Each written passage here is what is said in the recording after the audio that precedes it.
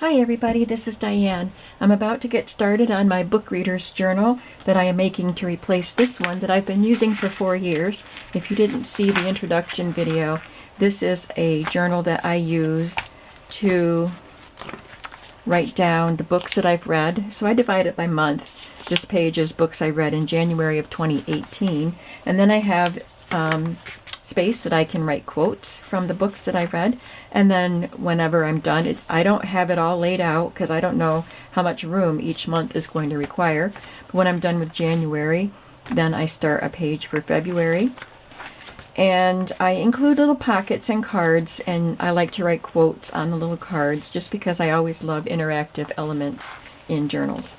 So I need to make a new one. I've used this book for 4 years, and by the end of this month, I'm done with the book by the end of this year. So this is going to be my journal, and I'm going to start it in January 2022. And this one I will make for the shop.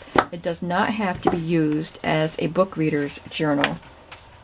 I'm just going to trim this off while I'm talking because I see it's too tall. It can be used for any kind of journal, but it's going to incorporate a lot of children's book pages and maybe some Mrs. Coggs reading images. But whatever you want to use it for, it can be used for. So I think for this video, someone did ask me to do a tutorial of the making of this journal, so I'm going to do as much of it as I can on video. So we're going to start today. I'll set the covers aside for now because I want to take the papers and collate them into signatures. So this is how I figure out the size of my pages. I take my book cover, I measure the height. It is 8 1/4 inches high. I don't like the pages to go too close. I'm going to sneeze. Oh, sorry. I don't like the pages to be too close to the top or the bottom. So it's 8 1/4. I'm going to make my pages 7 3/4. So that's cut 7 3/4. And you can see there's some room at the top and the bottom. And it is 6 1/4 wide, and I'm making my pages, let's see what I did here, opened up, it is 10 1/2. So it could have been bigger, but there's lots of space here, and I will put lace on there, which I don't mind if the lace sticks out. So I could have made it bigger, but apparently I didn't.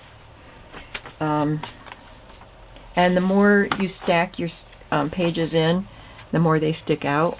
So, but I usually like to have at least a 1/2 inch. Is that how much I have here? I think it's more than 1/2 inch. Yeah, it's 1 inch. So I could have added more to that, just so you know how I do that. So the kinds of papers that I'm using are digitals, and this is going to be a design team project for Tailor-Made Journals, and I'm using her Shabby Chic wallpaper set number 1, and there are lots and lots of pages. I have 18 pages right here, and I still have this many. So I can make ephemera with some of those. So and I did print on the back side of the ones that I selected to turn into pages. I have those, and I have some stationery note cards, the fold-a-note type of cards. I have some lined paper, and that consists of some computer paper, and this kind of a composition type of notebook. It's already been cut to size. All of these papers have been cut. And this is from a wedding guest book. So I just had a variety of lined paper. I have some coffee dyed papers, some scrapbook paper. I did not coffee dye the scrapbook paper. I just chose papers that I thought went well with the book cover. Both of the book covers are green with blue print, and I chose this musical paper because these are music books, book covers.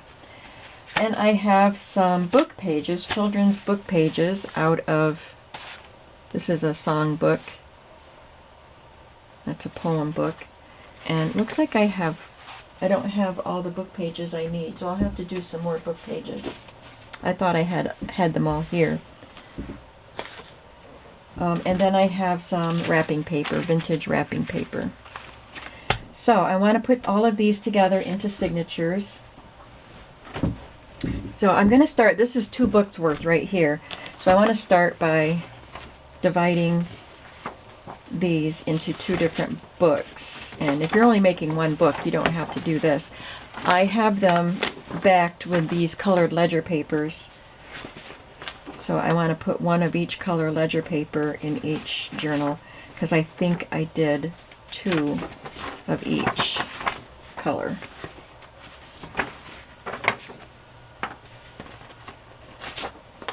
There's a pink one.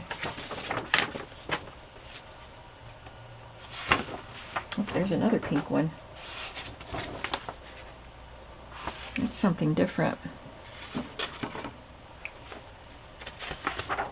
There's one of those.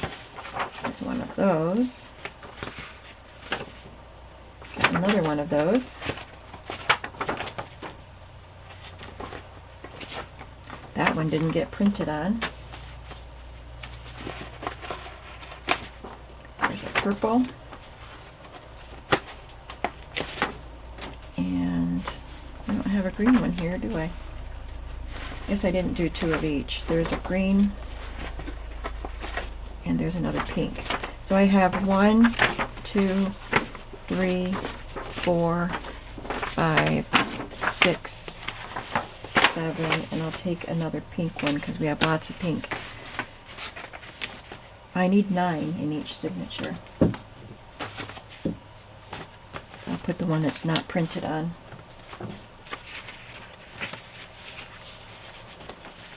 Actually, I put that one in because we have lots of that one.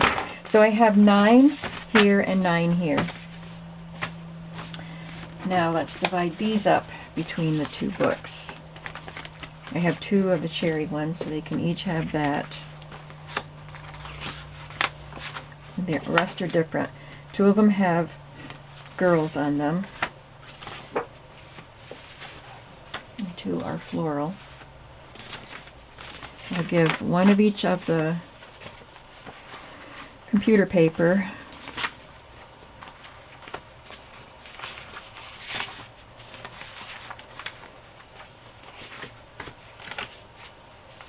Coffee dyed paper is easy. 3 for each book. I think these are pretty much 2 of each. There might be 1 that isn't that way, but I think these will be easy to divide up.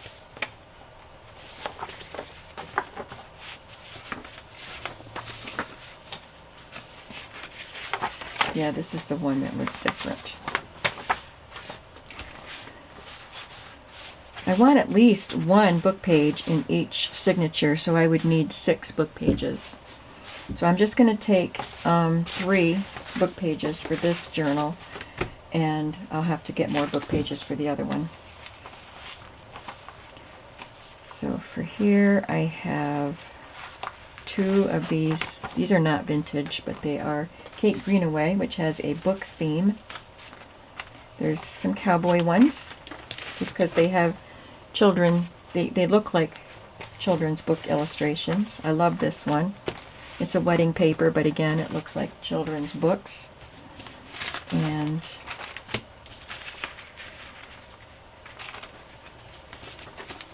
Kate Greenaway again. All right, now we can start collating a signature. So I'll start with 1 of these. It's got lined paper on the inside. I'm going to put a gift wrap piece in there and a scrapbook paper. Okay, so the reason that these pages are as small as they are is because that's the size of the paper. The scrapbook paper can be bigger, so that's gonna fill in some space in the front. Okay, I cut those days ago, so I forgot that. So there is about 1/4 of an inch space there. So I'm gonna put the scrapbook paper, well, it doesn't have to be at the front. You can see it like that. I think that's pretty, and I'll probably have some lace on this anyway. So I have 3 of the digitals in each signature and 2 of the scrapbook paper. So I want to make sure I space the digitals out throughout. I guess I can put one more paper in before the next digital. Put that one in, and a digital. I'm going to do 2 lined papers, and I didn't do one yet, did I? So I better get one in there. This one I'll probably fold a flap. Fold a flap in. And a book page.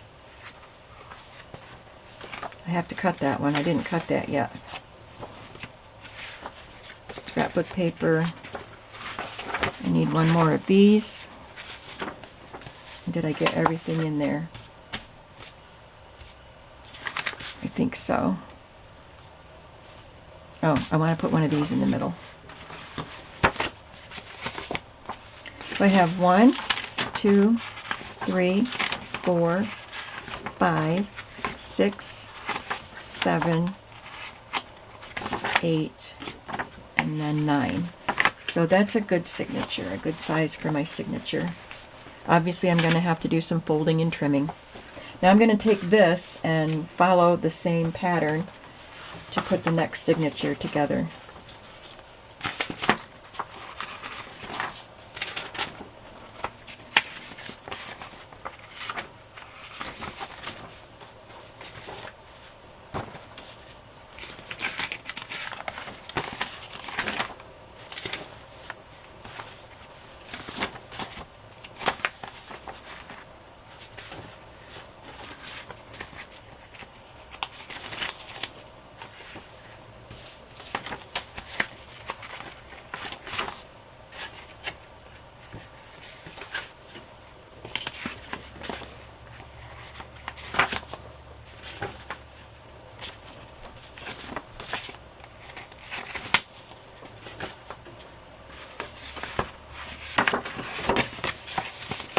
And I can rearrange things. If I don't like the color together, I can switch things around if I want to. And one more signature to go.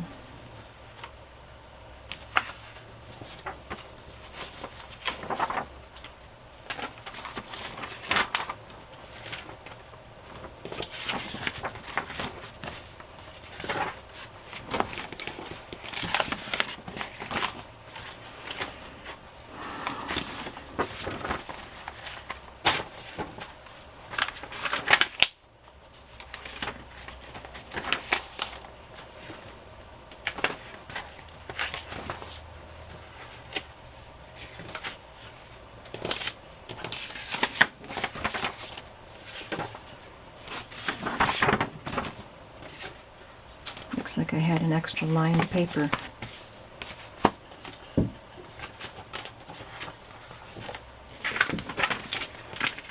And I won't do these on camera, but I'll follow these patterns to make that signature, those signatures.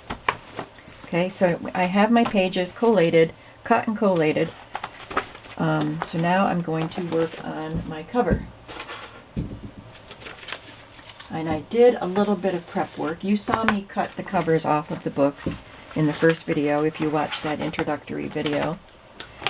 And now I have taken chipboard, and I will link to the Amazon chipboard that I get. It's a package of, I think, 25 pieces of chipboard, and it's thick enough to make a sturdy cover, but not so thick that I can't sew through it with my needle, my hand sewing. And I cut my piece of chipboard. It comes on a sheet, you know, like a piece of paper. I don't know the exact measurement, but it's close to 8.5 by 11 size. It might be a little bit bigger. But I cut this to 2 inches in width, and then the height of my book cover.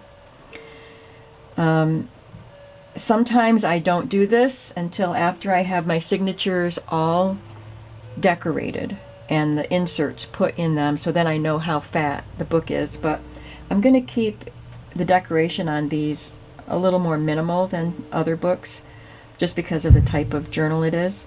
So I'm just going to use a 2-inch spine.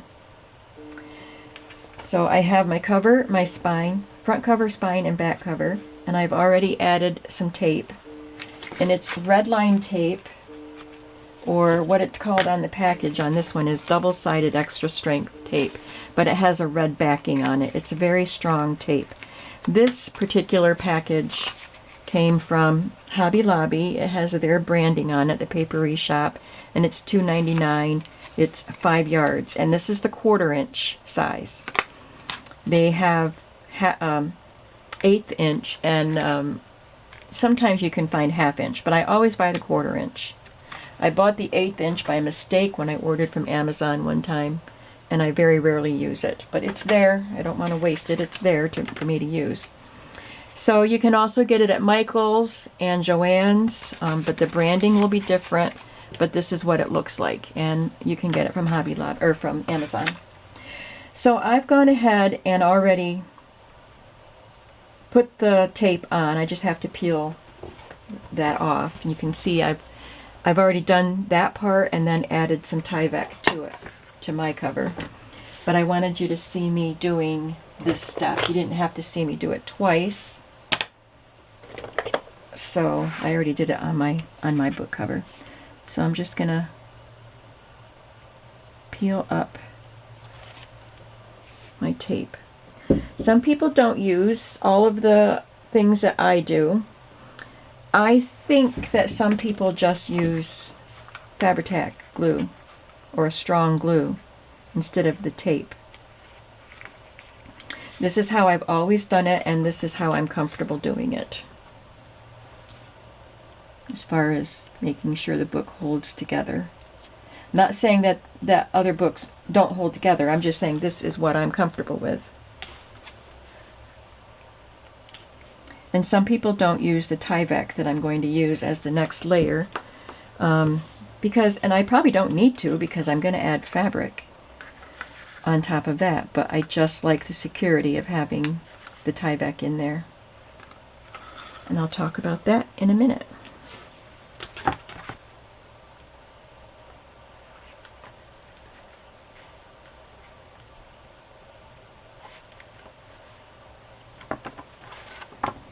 Okay.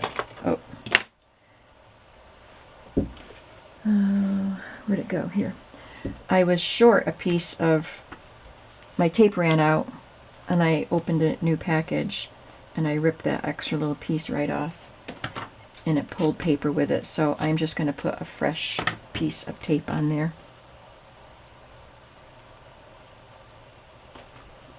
That was all I lacked from my other roll.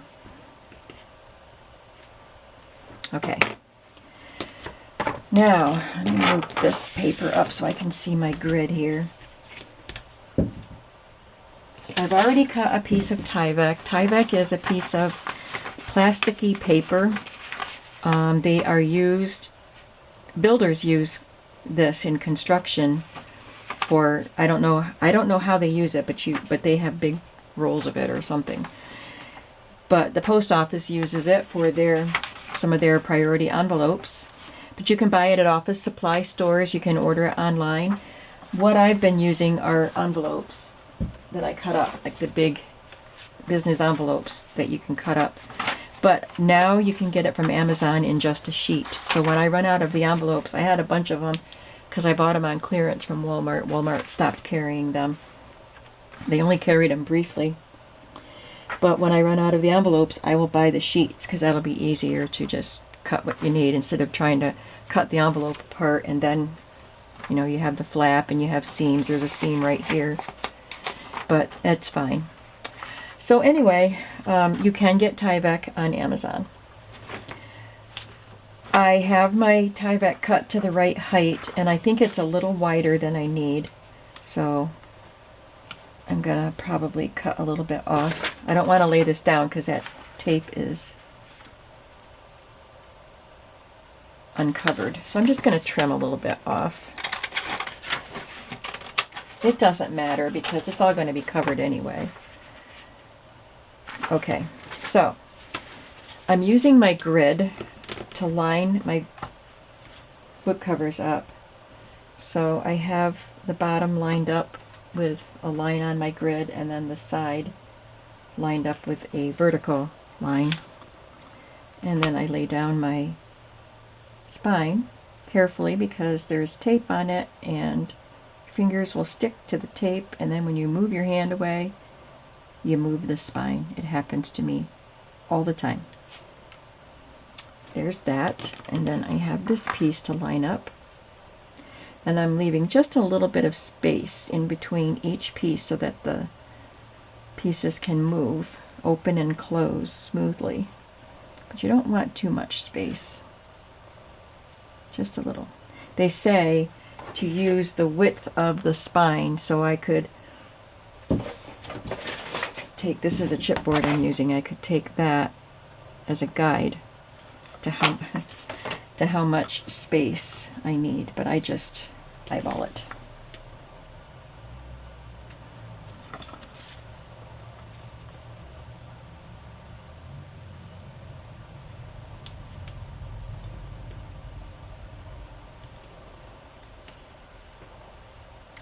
And I'm pretty careful when I do this step because this is the construction of the book cover. Okay, I have it all laid out here, and I have my piece of Tyvek cut, so I'm going to try to center the Tyvek and lay it straight down without shifting the pieces. Just lay it down and then press it into the tape.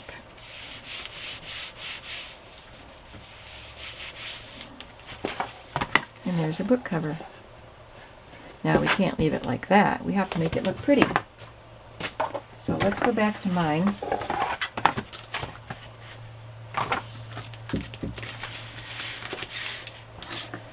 I am going to put some fabric on that spine. I pulled some fabrics that I thought might work. I have some vintage linen pieces.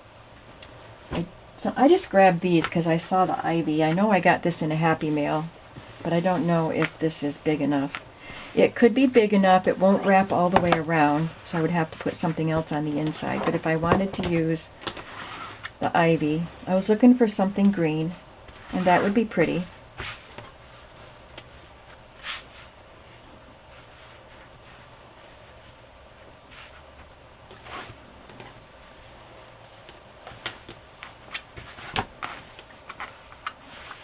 So that would be a pretty spine. Let's see what else we have.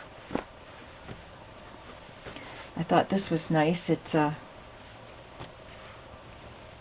thick, I guess it's a towel. Oh, it was a curtain, but look at that. I would cut that off. Yeah, it's a curtain because it has the casing. I could turn it that way, and it might be big enough to wrap all the way around. Oh, it's not even handmade. Yeah. So let's see if we like this. I really think I'm going to like this one, because it's plain, but cool and vintage looking. I might use that. And then I have this piece of a tablecloth, which I love.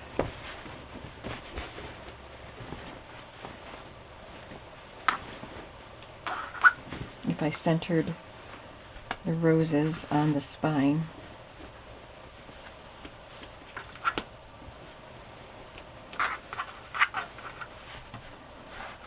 That's pretty also. I think I'm going to go with the curtain. I can always add some of these appliques to the plain fabric. These came from tablecloth, and I've made journals with this fabric.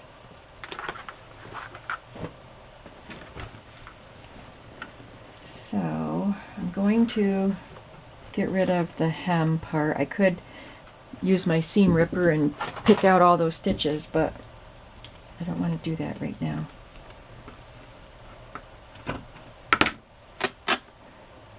I was hoping it would tear, but it won't because of those green threads. It's green stitches through there.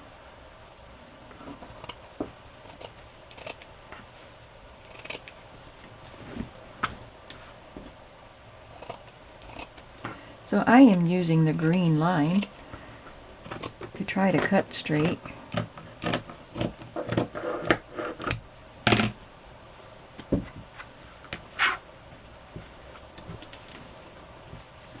And I want to get the width where I need it.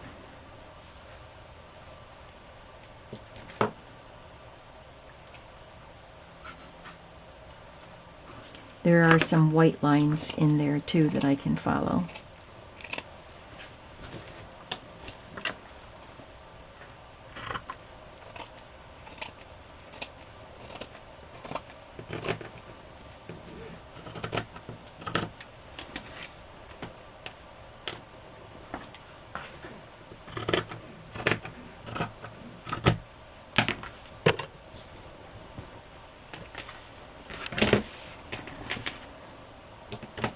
I think I've got to get some new batteries for my camera because they don't even let me do a video before, one video before they start flashing. I use them constantly. I have 3 and I work between the 3 of them, but I think I have worn them out. I'm going to cut off the little hemmed edge.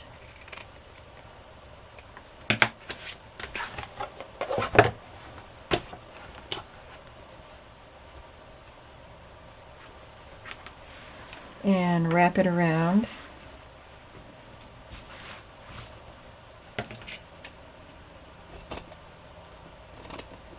And cut off the excess.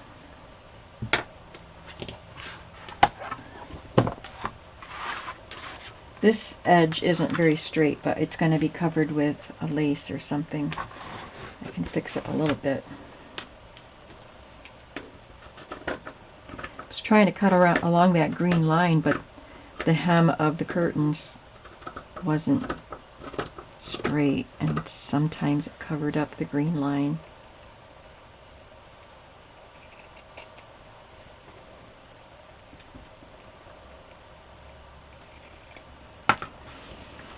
I always cover the edge of the fabric anyway.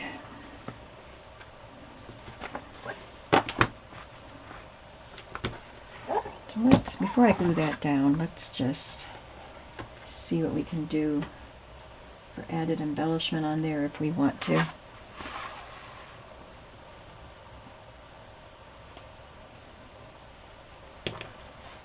There's a nice big one.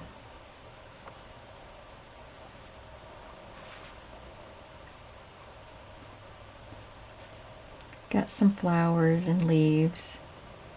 I think it would be fun to embellish with these pieces. And I like that it's got the green and the blue, just like the book cover does.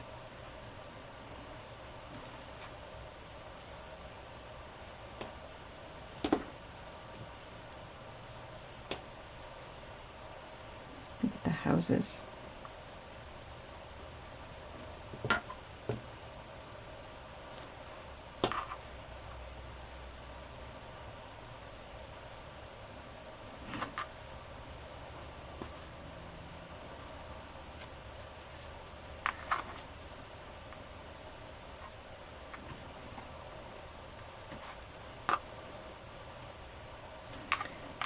Yeah, I think I'll do that, but I'm going to glue it down first. So here's how I do it. I lay my book cover on top of the piece. I take Fabri-Tac glue, which I have in a Sugar Belle icing bottle, which comes with this tip, but the tip doesn't close. So I have a steel pin in a knitting needle cap, which I fit in there. It doesn't go down any further than that, but that's how I close my glue. This was not my idea. I got those ideas from other YouTubers. So I'm going to put glue on this little piece at the bottom. I put the seam near the bottom of the spine, and I do it so that the raw edge that folds over is going to be facing down. For some reason, that just seems like a neater finish to me than having the raw edge facing up. So I got that piece down. Now I have to glue this part that's going to connect to the outside. And I don't want to put glue on this part because when I flip it onto the cover, I'll just flip glue onto my table. So I'm just going to know where to start and then put glue on this part.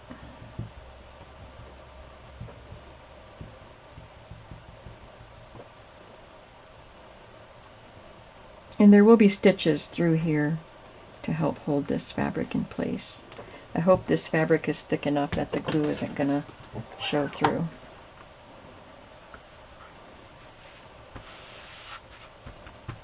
I don't want to stretch it out.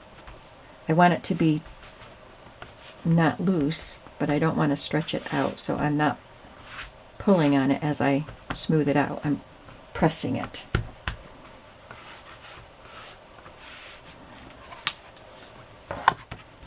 Wipe the glue off. I did get a little glue on my table, but it wipes right off of this Tim Holtz craft mat, or Ranger craft mat, whatever it is.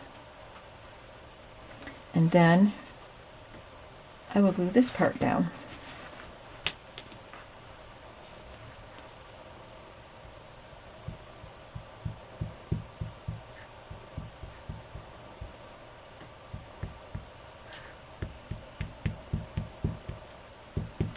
I'm going to cover the end paper on the front, but not the back. I want to keep that at the back. So I usually use scrapbook paper. I have fun selecting a pattern of scrapbook paper to cover the end paper, but I decided for these books to use one of the pages from the book. And this is from this particular book. This is, right, I think this is 4th year. Yep, this is the 4th book. So I'm going to use this page. This was the very first song in the book, so it says the Music Hour 4th book. And I'm just going to cut that and use it as the end paper. I'll cut off the ragged edge.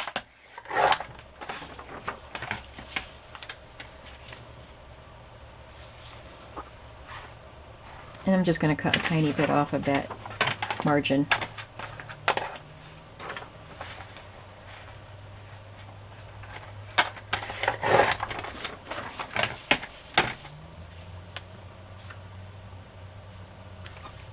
Okay.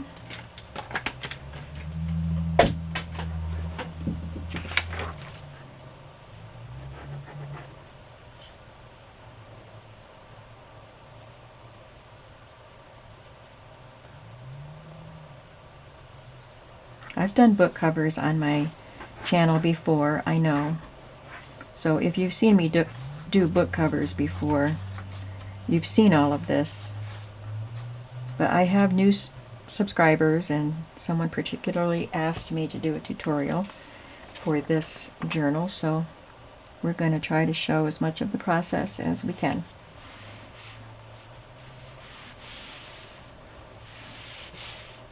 I'll just use my brayer to press that paper down into the glue. If you don't have a brayer, you can take a bottle and roll it on there. So I don't have to put a trim here, but I do want to put a trim here because this is a raw edge. So I might do a trim on both just to, make them the same. But I definitely want to put a trim here. So let's pick out a trim. I brought a few possibilities, over. This is vintage, and it is a white, I think it opens, yeah. It's a little seam bind or bias tape, I guess, because it opens. You would put this over the edge of something. But I love the tiny little rickrack on it.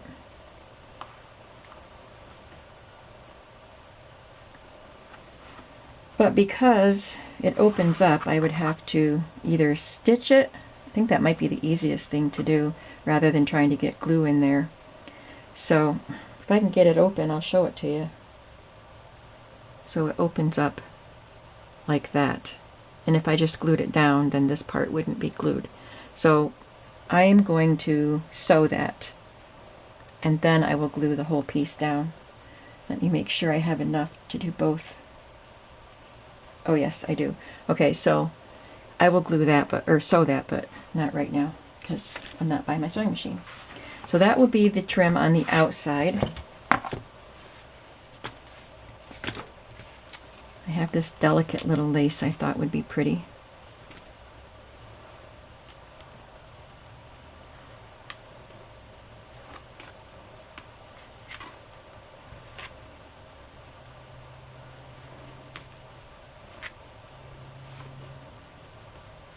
Yeah, I like that.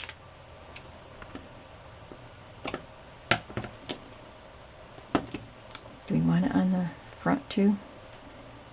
Yes, we do.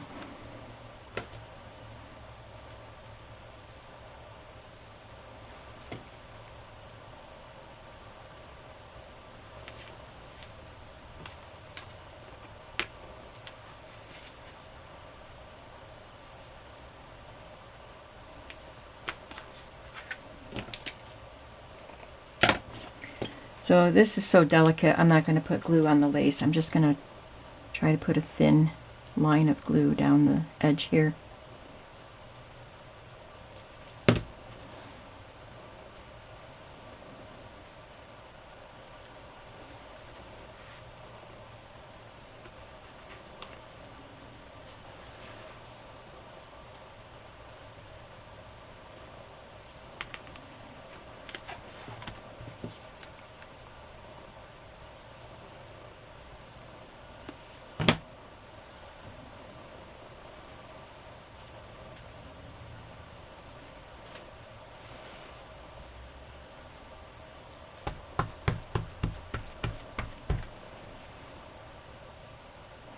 Okay,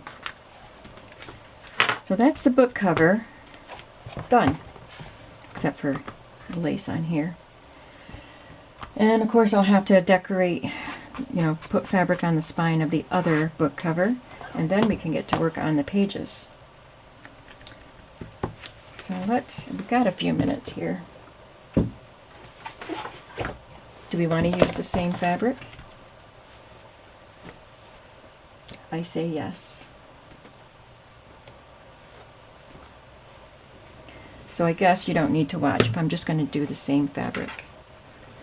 I'll have to put a different trim on the front because I don't have enough of this one for both. So I guess I am going to say goodbye right now, and I'm going to go eat my lunch because I'm hungry. But I will come back to do the next step in this journal. So I hope that you're enjoying this. I hope that you learned something, or just crafted along with me and listen to me babble. And I will come back to show you the next step. Have a creative day today. Bye-bye.